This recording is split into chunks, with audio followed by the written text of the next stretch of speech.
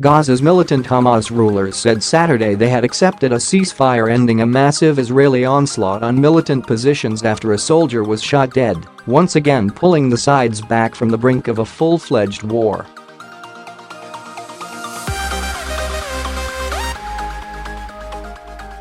Israel and Hamas have fought 3 such wars over the past decade, and Hamas agreed to the second such ceasefire in a week under heavy Egyptian and international pressure.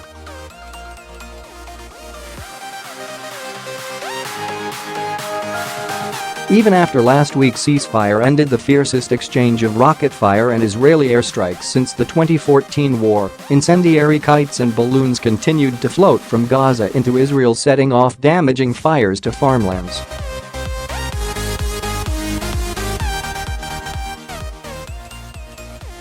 Israel has stepped up strikes since then to signal its new threshold for engagement after months of largely refraining to act.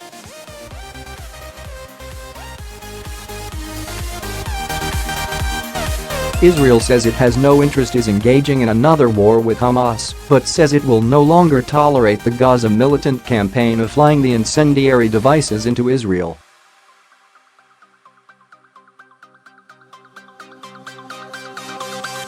On Friday, a Palestinian sniper killed an Israeli soldier along the border, the first casualty it has sustained in 4 years, and Israel unleashed an offensive it says destroyed more than 60 Hamas targets, including 3 battalion headquarters.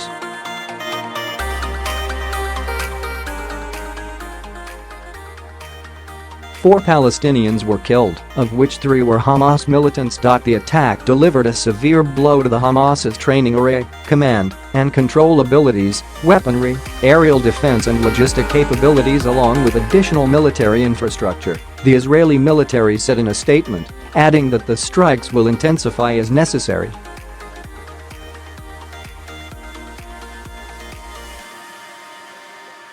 Israel's top leadership convened late into the night Friday at military headquarters to discuss potential actions.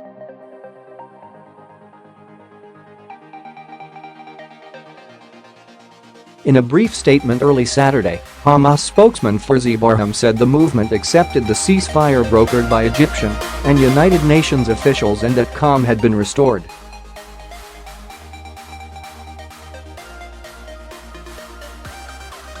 Later, the Israeli military announced a return to civilian routine along the volatile border.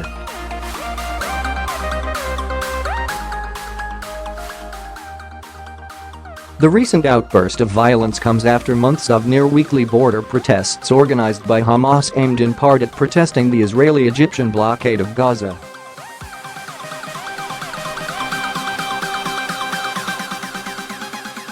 Over 130 Palestinians have been killed by Israeli fire since the protests began on March 30.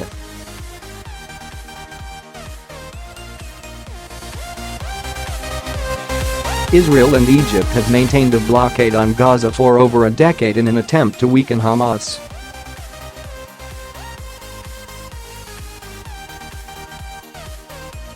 The blockade has caused widespread economic hardship.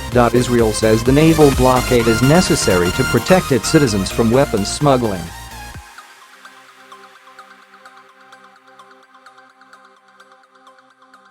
Israel says it is defending its sovereign border and accuses Hamas of using the protests as cover for attempts to breach the border fence and attack Israeli civilians and soldiers.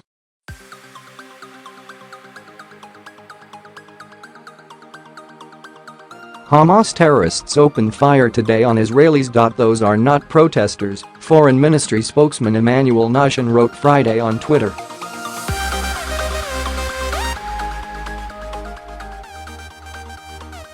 We will not tolerate attacks endangering Israelis. Under no circumstance. The Israeli retaliation Friday to the soldiers' killing was fierce, but Hamas's response was far meeker with just a few projectiles launched that were intercepted by Israel.